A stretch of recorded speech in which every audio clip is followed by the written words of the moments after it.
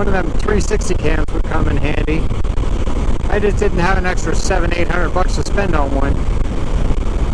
Not for one trip. I'm spending enough money on this trip as it is.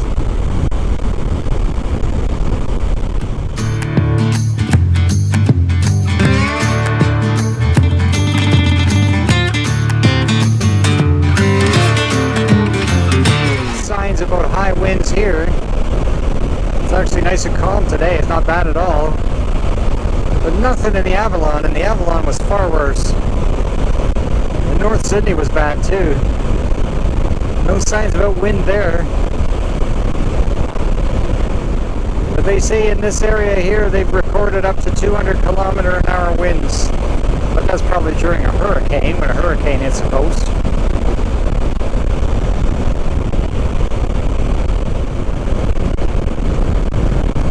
Yeah, you got nice water to look at on this side. Look at that nice little ATV trail. That might be something interesting to off-road sometime. There goes rough country. Here's the rough country truck. It says rough country right across the front of it, rough country. There's another rough country truck, rough country. A bit like going through Gross Mourne. Not quite as dramatic as Gross Mourne, but still pretty nice. Pretty nice. It's your last good ride across Newfoundland.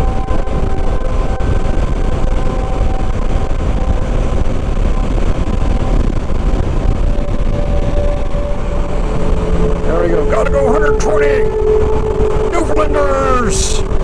The fastest drivers in the West.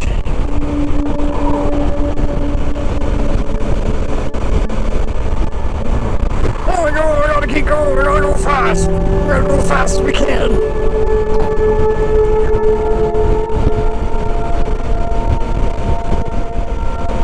Maybe they're late for the boat.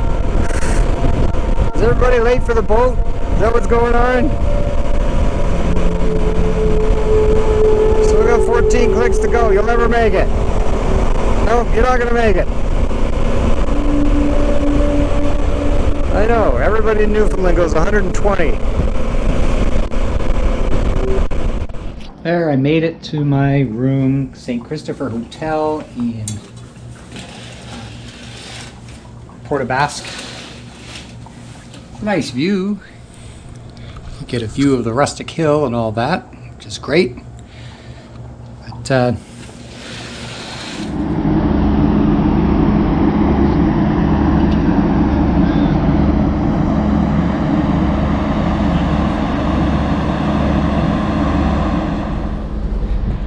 so thus ends my time on Newfoundland, riding around the island. Probably did over 1,000 kilometers or more on this island alone.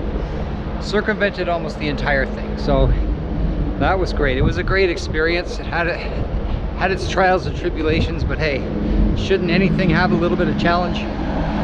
So here I am finally down at the ferry docks, Port Aux Basque. I'm about 45 minutes before boarding time, so the parking lot's still a bit sparse, but you can see a nice view of the boat here. So there's the Marine Atlantic boat. This is the Highlanders, which does the shorter crossing, and that's been debated as to how long that is. I would say probably, I was always told it was a 7-hour crossing from here, as opposed to the 16 to 19-hour crossing on the one that goes to Argentia. And I always have a hard time remembering that name, Argentia. I'm gonna have to say it 10 times in a row, but I won't do it on film.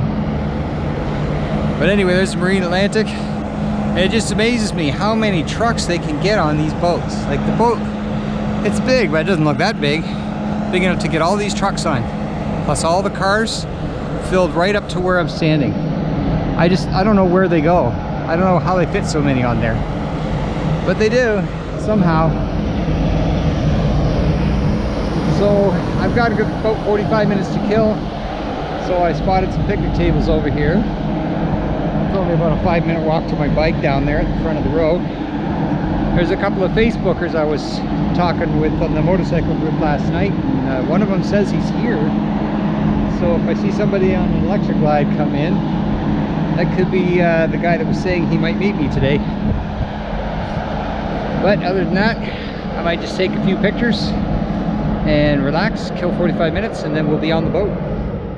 So here I am settling into my cabin, a 2-berth cabin on the way back, which is nice because a lot of people were a little bit disappointed that they couldn't get a cabin, but hey, you've got to reserve those early. Even one guy said he tried 6 weeks ago and couldn't get it. So I guess I got lucky that I got a cabin. I was on the wait list, so that's one nice thing. And I got a window because some of the cabins don't have windows. And as you can see, my voyage has been blessed with blood poop on the window. And we're just sitting here in Port Aux Basque port, and everyone's just sort of getting boarded and settled in. I'm not planning to do too much on this boat. It's a shorter trip. I'm just going to get some rest. I have such a nice comfy cabin and take advantage of that. I might even snooze a bit. This crossing is only about 6 or 7 hours, so I've got some time.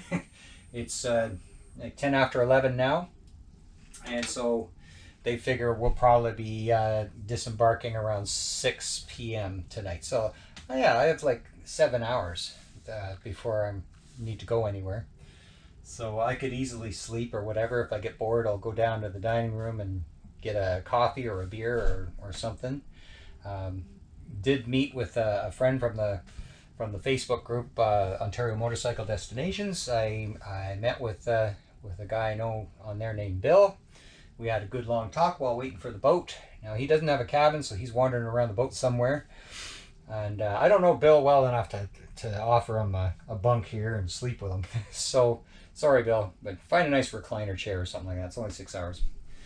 But anyway, I might run into him and maybe we'll have a beer or something like that. So that's it for now. I'm just going to sit back and rest and take her easy. The one thing I didn't bring aboard with me this time was gravel, and hopefully we'll be okay. It's a pretty calm day.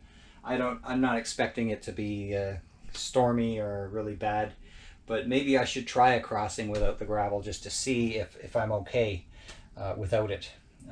And if I get an upset stomach or whatever, then I'll know next time. I'll always take gravel before the boat leaves.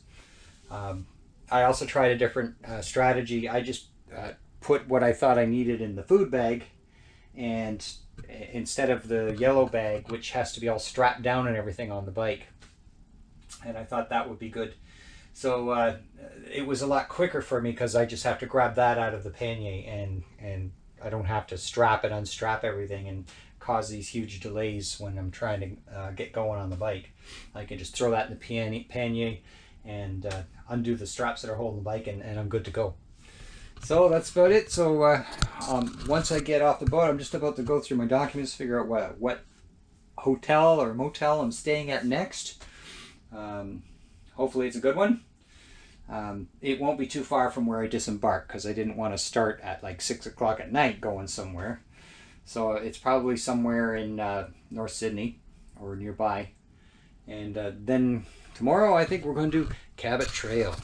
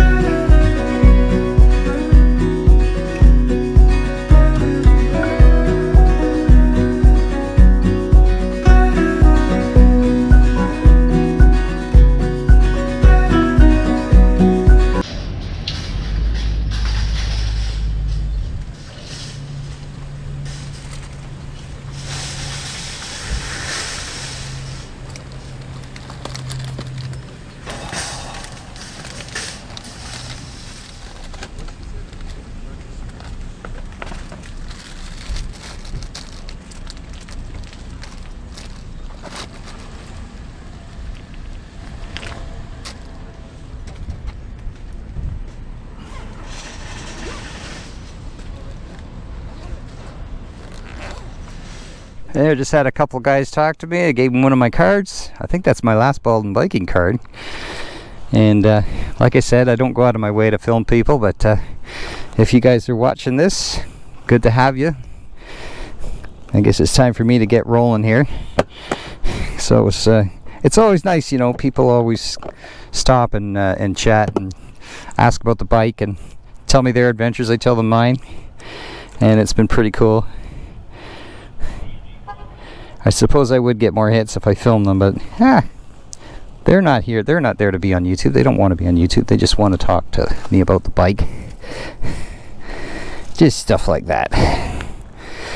So I'm going to get the beeline set up.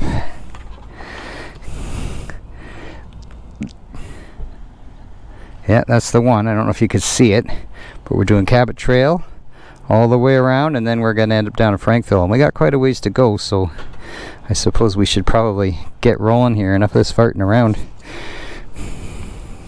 Alright, get my gloves on.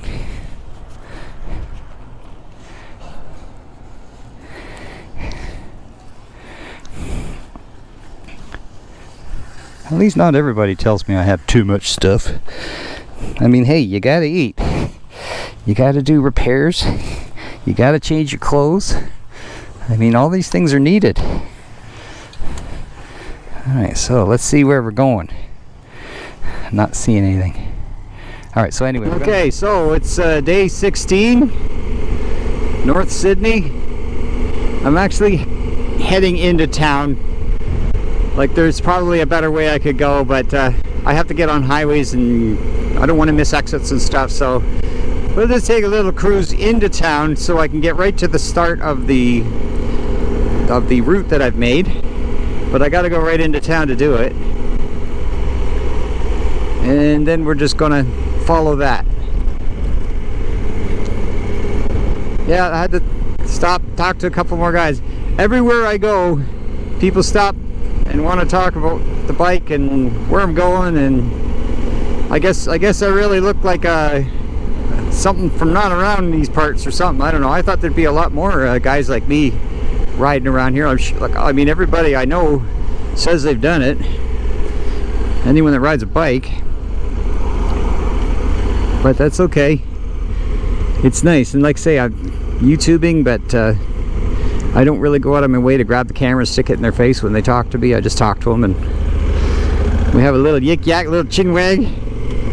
I try to sound like I know what I'm talking about. I try my best. I don't know if I pull it off. But off we go. So yeah, I'm heading downtown North Sydney. I don't want to end up on the ferry or anything, but I'm gonna go straight.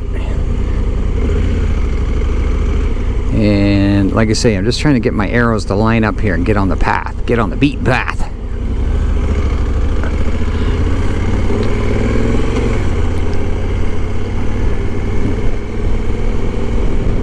And let's see if we can take it right down from the water. Gotta watch, there's a lot of sneaky little stop signs that you don't see in this town. North Sydney is a cool spot for the ferry, but just driving through some of the neighborhoods, there's a lot of kind of run down areas here, so it's not really a wealthy town, I guess. It's a bit of a poor town, but geez, I can't see if anyone coming here. I think we're okay.